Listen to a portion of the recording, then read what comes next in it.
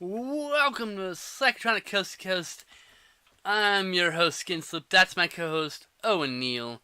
Every week we watch movies that you've probably never heard of. You've probably never heard of Lethal Hunter, also known as American Hunter.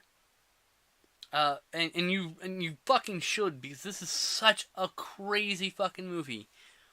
Not even 45 seconds into the movie, we get already these people talking about how this microfilm could bring down the entirety of Western culture, economically speaking. And then also we get a guy who drives from one building into another building, a la Fast and the Furious, but it's like a little Jeep, Suzuki Ninja, Suzuki Samurai or something like that. But and then that the driver of that vehicle, who happens to have a Uzi, just opened fires on the guys who were talking about the microfilm, and then uh, and then he steals the microfilm, and that's the movie. That's the first minute and a half of this movie. And by the way, That's partially the guy, partially true. the guy who steals the microfilm is like husky as fuck. There's no microfilm there. What doesn't that what he grabs? He grabs a No, little he was box. looking for it and never found it. Oh, okay. I thought he found it in the little box. I'm sorry, I misunderstood. I don't think so, because then he walkies his buddy in a truck, and then like a high speed chase pursuit happens right after that. Oh, yeah, I know. Man, this movie just like the first 26 minutes is just action scene after action scene. I take it back. The first 15 minutes of action scene, there's like a 5 minute exposition, and then it goes back into action for the next 40 minutes of the movie. Like, it is balls to the wall insanity. Just one thing after another keeps happening. It can be hard to follow. I can't wait to watch this like 9 more times. It was so much fun. Not to spoil it for you, but this is one of Skinslip's favorites now.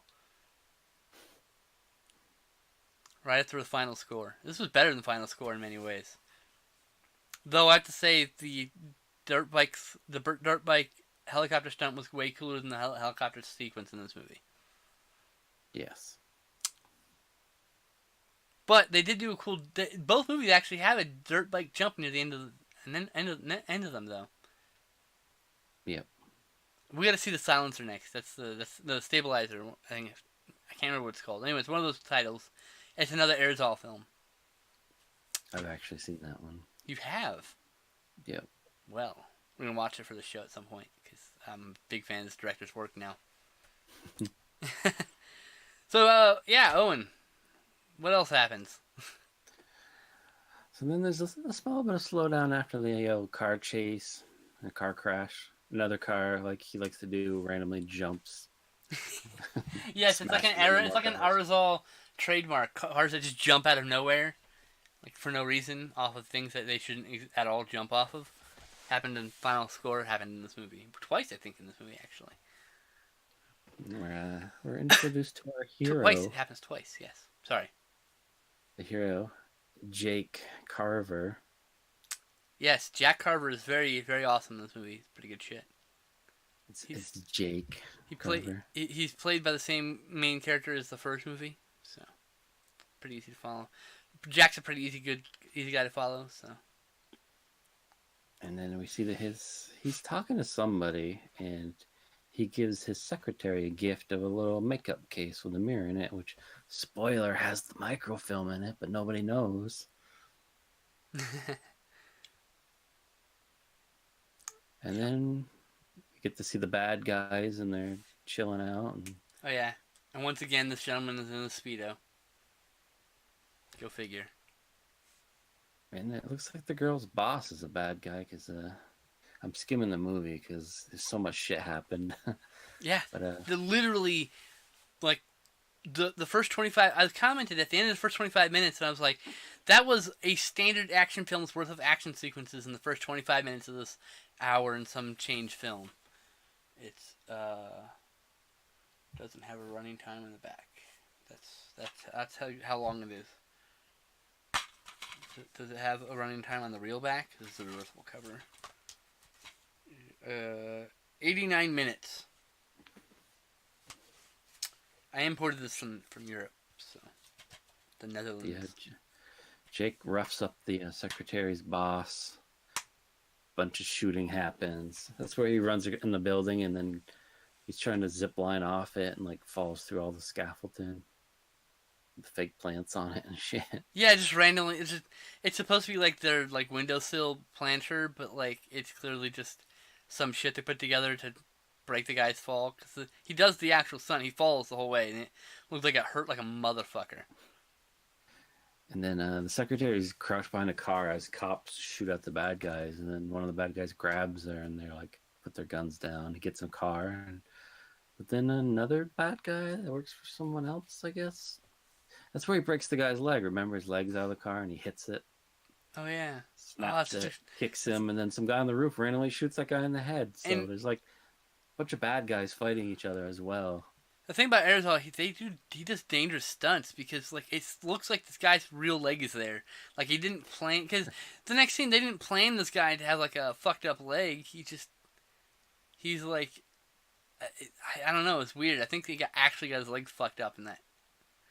But it was pretty crazy looking. Like in in Final Score, there's a car roll where a guy's like hanging out of the window firing a gun, and the car rolls over him clearly. So I mean, like yeah, it's just one of those things where it's like, Jesus, someone totally got hurt during this movie. So, yeah, yeah. But yeah, he that guy's dead because some random guy shoots him, and that's where he saves the secretary, and she gives him little googly eyes. Oh, love interest. Yep. And he takes off, and it ends up in that sewer looking set. Remember? And they have the old. It's like Everyone's being Frankenstein. It looks like a Frankenstein set. It looks like Frankenstein's castle or some shit. Like he shot a guy in the leg, and he tracks him to this building into a door, and then like literally a wall like spins, and two guys sneak out, and then they start just kicking each other. It's like, okay, what it looks like it looks like the set from Indiana Jones and the Last Crusade, where Indiana Jones and his father are tied up, and then the whole like fireplace is like that, but like a low budget paper mache version of that. Like they saw Indiana Jones and the Last Crusade and they're like, fuck yeah, we wanna do that sequence. That's cool. So they made this fucking set with fake bricks everywhere. I mean, it looks obviously fake, and they're like, well, we've got to have a trap door, right, or a hidden wall, right? There you go. That's why we have this. Allegedly. And then he like, no joke, gets trapped by a net. It does. And not even like a weighted net. They just throw a net from like 2 set of stairs higher than him onto him. That's it. He just but not before he broke that dude's neck though. Yeah.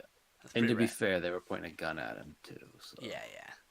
he didn't fight it. And that's where they take him to the clearly built in a day house, torture him, electrocute his neck. And they tie him to the pole. They handcuff him with his hands behind his back around a pole and strap his neck to the pole. That's what they electrocute him with, by the way. And they electrocute him by plugging into the wall, a plug right into the wall, and at the end of the plug is two car battery adapters. He plugs one in. It's tasing him. Don't tase me, bro. And they demand to know where the microfilm is, and just like the viewer, nobody in this movie knows where the fuck the microfilm is. They're just killing around. They're like finding people in the street. Where's the microfilm? What? Blam! Where's the microfilm? What? Blam! Yeah, and during that torture scene is the scene where the guy gets chased down the alley with a car and dies because his legs get crushed. Oh yeah, he gets fucking. He's like dies on the hood of the car essentially, and then the guy backs up and just fucking drives through the fucking wall. Just drives through the wall. It is like the most gifable moment ever. I love it. Oh, I can't wait to get the gif on Twitter. There's gonna be a gif on Twitter. Don't worry, and our Discord. But yeah, now they decide, this guy's not telling us shit. Let's just burn the house down with him in it. You gonna sneeze? No, I was yawning. It's suppressing the yawn. Okay. So they light the house on fire and they leave, and then they see a car drive by and they're like, "Who's that? Let's follow him." Hold on, Which should be suspicious. Hold on. All right, good. I mean, of course it's suspicious because they're driving across the field. There's no reason there should be another car there. It was not a road. There's a small car chase. Another car flips. Um, the guy that showed up apparently is Jake's partner. And he goes in and saves them, and then the whole building blows up for no reason. Yeah, yeah. Oh, I forgot to change the title on that. Oh, it still says we're talking about Bigfoot the movie. All right, That was a hold while on. ago. Yeah. Lethal Hunter.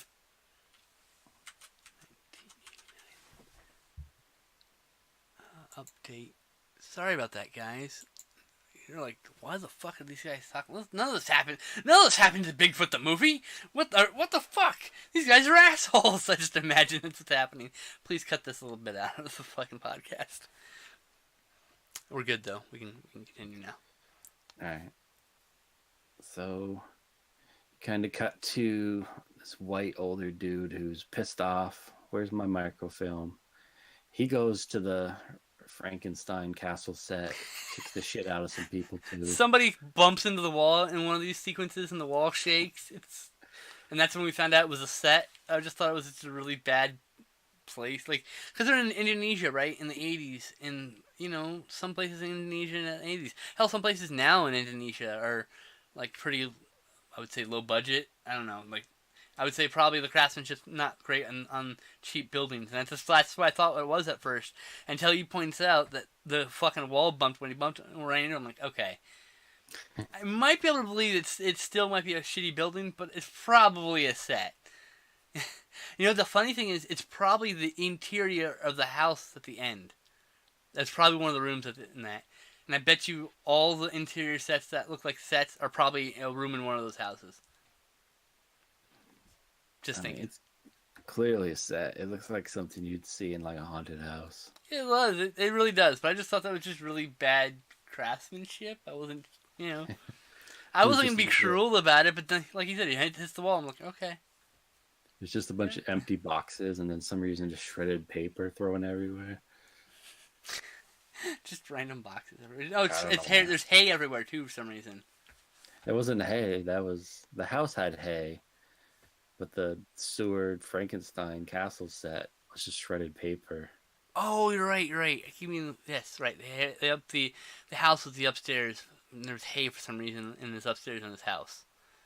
Because my theory was they just had this guy had his barn on his property, and he didn't want it anymore, so he let him film it and burn it down. and they just basically built some additions to it to make it look like a house. And there you go. And that's why the interior's got hay everywhere. They're too lazy to empty it of hay, I guess. Clean it out properly. Yeah.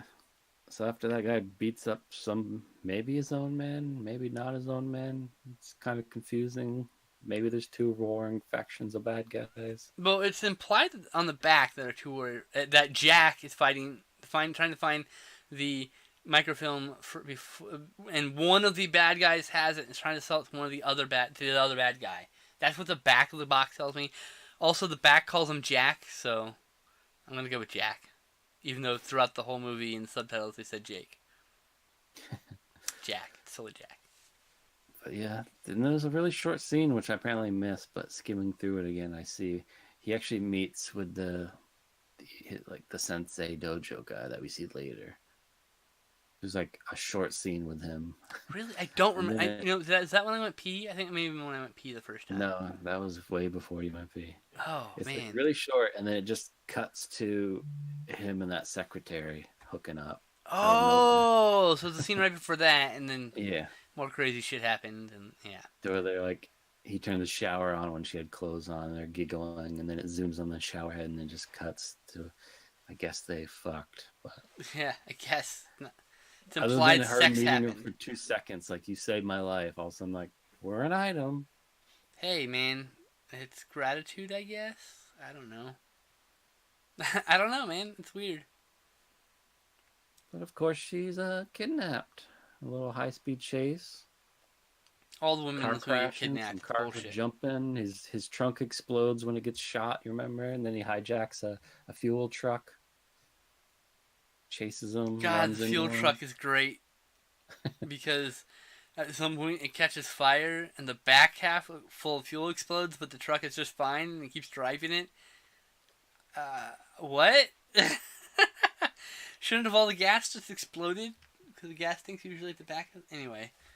Then there's that silly scene where the guys are digging a ditch and they have to keep ducking from the vehicles. Oh, right. So they go, oh, crap, and they duck down. There's like the 8 people in a ditch. They all duck down. The bad guy's vehicle drives over it, and they all stand up like, oh, wow, go. Like, they're like insulting them, they're angry, they're jeering, and suddenly the guy's like, oh, God, and they all duck again, and then this guy. By the way, this is all one shot, so these guys in this ditch, all it would take is the aiming on the truck to be off, and like a bunch of them would get killed. Just truck would go right through them. I was kind of hoping that when they pop back up, they wouldn't see Jake's truck, and he would decapitate them all. Just 8 people right in front of the camera. I mean, not for real, but yeah, I know. Yeah, fake rubber heads go rolling. Just go flying to the eight rubber heads go flying into the air like a bouquet on a wedding. But yeah, like you said, they blow the gas part off the truck. He's still driving. They think they got him. They turn to head back his way or some shit, and he rams into him, killing everyone in the car. Well, 2 of the guys in the front. Then he leans out, shoots the 3rd guy. Yep. And then she's fine. Somehow. Maybe a little beat up. Yeah, she's a little beat up from the and car then he crash. gets her out, and then the car explodes. For no reason. The truck does it. Yep, just the car. Does. And then he cut to the hospital where she's at. I'd like to point out, one of these cars that explodes, they actually spotted earlier on in a parking lot when they had, at the very beginning of the movie, there was a low-speed chase through a parking lot, and you can see this black car with red rims in the background, and then later on, and a fucking fuel truck was in that parking lot too, by the way. The fuel truck was there. So a bunch of the vehicles are in this parking lot, and you see them throughout this movie. It's kind of funny. Well, the car you mentioned crashes in that chase we were just talking about. Right, I couldn't remember if it was a little bit earlier or not. So, but yeah, it crashes during this whole long sequence. Because each of these sequences we're talking about are like 10, 15 minutes long. They're long action set pieces for a lot of these. Because these are better action films than any Bourne Identity film. Just hands down. Better than any Expendables. Yeah, because for some reason there's one of the lanes just has a giant mound of dirt in it. Oh, yeah. For no reason. If you're doing road construction, wouldn't you just put a mound of dirt off the side of the road? Just not in it, with a cone in front of it. Right? Like, build like a perfect ramp. I mean, what? It's just there so that one black car with red rims can flip during the chase scene. Yep. Innocent person. And there's one car, one of the car flips, the car flips and just kind of noses into the ground sideways, and then they cut to another angle, and they push the car over, and just as they push the car over, you can see a guy's leg on the front of the car, as this guy's pushing it over from behind, and you just see the stagehand's leg as he's, like, rocking the car to get it ready to go.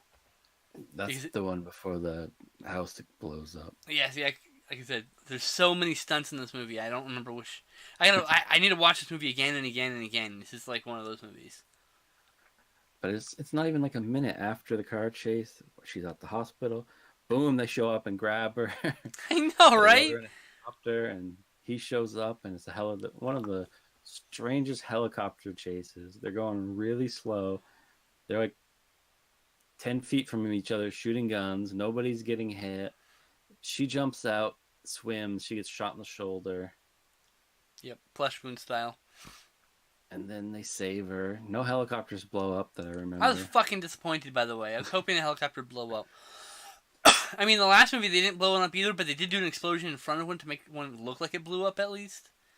You know, they attempted to hide the fact that it didn't blow up, but make it look like it blew up. And this one, they just went, eh. Yeah. No it just explosion. cuts to him and his partner, Jake and his partner, eating or enjoying some drinks at like some bungalows. That's when you went to the bathroom because you're like, slow moment, but no, you were mistaken. I did miss this part. Cut to motorcycle guy just running into every table and chair possible. Meanwhile, I'm peeing. I hear this. I'm like, no, there's an action sequence. I'm like literally yelling this from the bathroom. You gotta watch No. that scene because like I'm he's going hitting to. every air at like the slowest speed and like trying to fall over as they're getting caught in his wheels Oh before he even Jesus. gets to their table. Oh Lord. And then he like hits their table because they just slowly get up to avoid him. And then he turns around to try to ram him, just rams into this fruit boat, flips over it. Yeah, I need to see and, the sequence, but I can't play it right now because it'll get picked up by the podcast. So. and then the partner whips out a gun and he's like, "You don't need that." And then those guys have knives and they're punching each other. They're throwing fruit to prove the knives are real. You get a little slow mo over, not slow mo, but zoom in on fruit as it gets cut when they duck. Oh Jesus. He watermelons the guy in the head. That's fun. Give me a I gift of thought he that. like at first because it was kind of just a quick shot. I thought he punched the guy in his head and his head exploded, but it was a watermelon. You just saw like the red stuff go. Yeah, man, And this then movie was so good. they're walking. They start walking away, and someone throws a knife at him, and the partner shoots that guy.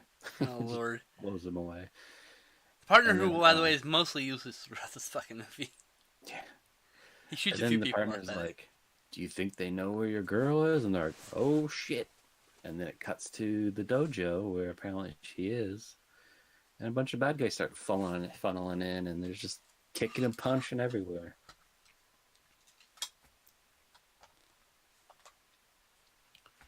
You get a little face off of the older white bad guy and the dojo leader, but then his partner with the mustache comes in and just shoots that guy. And finally Jake shows up, but they're all gone. Man, Jake's late again. Jack's late again. Damn it, I fucked up. And then you get a little scene where the older white guy's slapping her around, calling her a slut. He is. It's pretty. I was There's the like, Jesus Christ, microphone. this movie. So then Mustache Man comes in. He's like, "I'll deal with this," and he puts shaving cream on her and starts shaving her face. I guess that's. I mean, he does have a razor, but I don't get the whole shaving part. And then she says, Jake has the microfilm. And then that's good enough for Mustache Man. And then we have Jake's in a little restaurant, and then he has a little bathroom fight, because why not? And nobody hears what's happening in the bathroom as they fight a fucking kung fu fight in the goddamn bathroom. And like I said, every single one of these action sequences is better than name any American film in the last 10 years for the most part. There's a few exceptions. But, like, it should be the rule, not the exception, damn it. Action movies need to be like this. It's like The Raid. It's nuts. And then he straight up jumps on a car and gets driven around, and that car drives into a store, almost hitting a toddler. By the way, if that toddler was actually, that toddler would be fucking dead. Alright? Yeah. Thankfully for the movie magic, the toddler had ducked at that exact time, and the car passed over him. Or her. Yeah, whatever. They just show the mom pulling the toddler out of some debris. Yep. Like it was nothing. Then it cuts to mustache bad guy making out with his woman, making unfunny jokes. The older white dude is holding the monkey, and then he just runs over and puts a gun in his head, and he's like, "You stole my film," and then they fist fight, and he fucking kills the mustache guy. He does. He blames him for betraying him, which may or may not be true, but what the fuck can I tell? Because everything's kind of crazy in this movie, and I can't tell which group of bad guys is with which group of people. He laughs maniacally, too, after he kills them. He also kills a guy by kicking him in the throat and holding it there until he crushes it and blood shoots out. Yeah, that's pretty neat. And then we cut to that really extremely fake house. It looks like it's built in a mud hole. It's clearly in a quarry, though. I mean, like it looks like a Doctor Who quarry, man. And it is surrounded. Again, we don't really know how Jake knows that they're there, because that guy crashed the car. I don't know where he got any of this information, but apparently he talked to somebody. So they show up, they surround the place, and there's some Some gunfighting for sure. This house is the house I theorized that perhaps this is where all their sets are built. So they film all their interior stuff, and then they it's like in a quarry or on the beach or something, like, so they can just leave it and not worry about it. Clearly. The bad guy, he escapes in a red truck, and the house blows up from lighting one tire on fire. Sure. He yells the house is gonna blow up, which of course means the house has to blow up. But luckily he get on the dirt bike first. Not even high speed, extremely slow speed chase through rough terrain up a mountain. I can understand why they can't go fast, to be fair, but it wasn't exactly exciting. There's two action sequences that were a bit slow at the first, you know. Well, the helicopter was fun and then became slow, but anyway. And his big old plan is the bad guy is to climb on a train to try to escape. Jake makes his driver crash as a ramp and jumps his dirt bike onto it. Which is the second time he jumps off something that doesn't exist, because he's not. You think like he's driving up he makes the car land on its nose and he drives up it. No, he makes it land on its all fucked up, and he drives off the weird high angle part that there's no way he could drive off of. So that's how he jumps onto the train, by movie magic, by incomprehensible angle. Yeah, they have a good old. They put the guns down. Like, we don't need these. He drives the bike right into the passenger car, across the wood lot into the passenger car. So. But he doesn't really. That's it. That's it for the dirt bike. Yeah, it was just. That's two movies in a row from Arizal that we've watched them drive a dirt bike into. So. He should have drove through and dropped a grenade and drove out the other side. I know, right? It worked in the last movie. This is the best. But yeah, they kick and punch the shit out of each other. But the bad guy falls out of the train. He's holding on. Train's barely moving, so he could just let go and been fine. But they kind of hinted at that he died. Yeah, they kind of make it look like and sound like he gets his legs chopped off or something by the train, so he's gonna lay there and bleed out or something. They just cut to a party, you know. Jake's there celebrating his victory, even though apparently no body was found. And then you see his girl goes to put on a little makeup, and she drops her little makeup kit, and oh look, microfilm. But at that exact fucking moment, guess who shows up? Bad guy who thought he just died, and he doesn't see her get the microfilm. He just yelling at her. He's just where is it? Because she pulled out like, hey, yeah, the microfilm, and then she closed her hand around it just as the craziness happened. Like, so he didn't hear it. He just arrived just in time to yell, where is it? And she's like, she's like beating the fuck out of her. And then Jake pops in there and more fisticuffs and breakable furniture, and apparently the bad guy was impaled on a thing that didn't look like he was impaled, and I was just confused. Look at it. Go to the end right now. He gets stabbed like with holding it. Yeah, because they don't have the budget to kind of just falls down. Yeah, he got tired of holding it. It looks stupid. It does look stupid. He's officially dead. His partner finally shows up, and he's like, "I found his body." And then like a ending to like a Scooby-Doo thing. She's like, I found the microfilm, and then he's like, ha ha ha, and like kisses her. And then that's it. The end. The movie literally just ends like 2 seconds after that. I was like, this is where it ends, right here, right? Boom. Credits rolled. It's good shit. I thought Jake was gonna shoot her because she was a bad guy and she had the microfilm the whole time. Do you have like a favorite part of this movie? I like there's so much action. You don't get that very often in movies. Like, even when it's like slow, like, hee hee, we're gonna have sex in the shower. Boom, someone breaks into the house. I know. Fuck, what was I haven't seen this much action since Back in Action with Roddy Piper. But whoa. Final Score had this much action. Not really. Oh, you need to rewatch Final Score, I think. This one had more action, though. This definitely had more action. This has the most action I've seen in a long time. I'd say Final Score had a lot of really long, drawn-out chase scenes with not a lot going on in them. I guess that's true, but there's still action. Yeah, I guess. I mean, like, I would say that Lethal Hunter is up there with like The Raid for like action. Like it's just constantly happening. They're back in action, he said, or Dread. Dread had a constant flow of action too. So I mean, like it's kind of like that, where it's just like a constant, just keeps happening. We got to do back in action at some point. Yes. And the other one. What the fuck is the other one? Looney Tunes back in action. No, the other Billy Blank's Roddy Piper film. Oh, fuck, who knows? No, there's like 3 of them, but there's only 2 good ones. Immortal. Wait, was Billy Blanks an Immortal? He's not in Mortal Kombat. No, it's just Roddy Piper, which we need to cover that one too. But no. Something tough, too tough, or something tough enough, something with tough in it, I think. Too Tough Tony? Too Tough Tony. Come on now. What happened to that guy? Is he dead? I don't know. That's such a random thing to bring up on a movie podcast. Hey, you mentioned tough. Alright, we're going to look it up. Live. Letterboxd. Billy Blank. I should probably look at Roddy Piper in a shorter filmography, but not by much.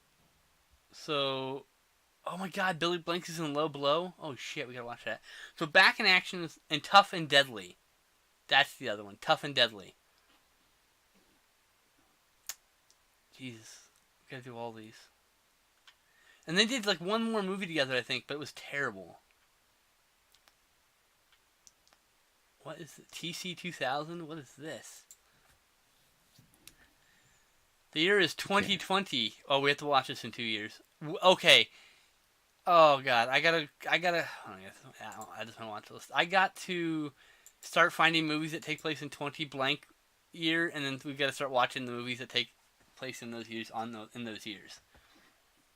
It just needs to happen. Anyway, Tough and Deadly is what I'm thinking of. Tough and Deadly and Back in Action. Those two. That's a double bill episode right there. Billy Blanks and Roddy Piper double bill. You know me, I love my Roddy Piper. Anyways, back to what we were actually talking about. Sorry. Sidetracked. Lethal Hunter. Yeah. My favorite part is when he jumps the car off of nothing at the beginning. Because I was like, yeah, the final score moment.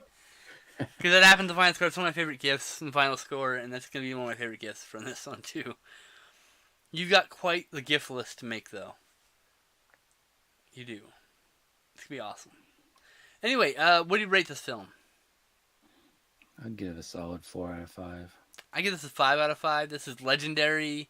This is the Psychotronic Coast to Coast Hall of Fame status. This is, Arizal is like, I think that this is definitely the first inductee into our Hall of Fame. If we had such a thing. Because that's 2 for 2, man. And we're going to do Stabilizer, and I bet that's awesome also.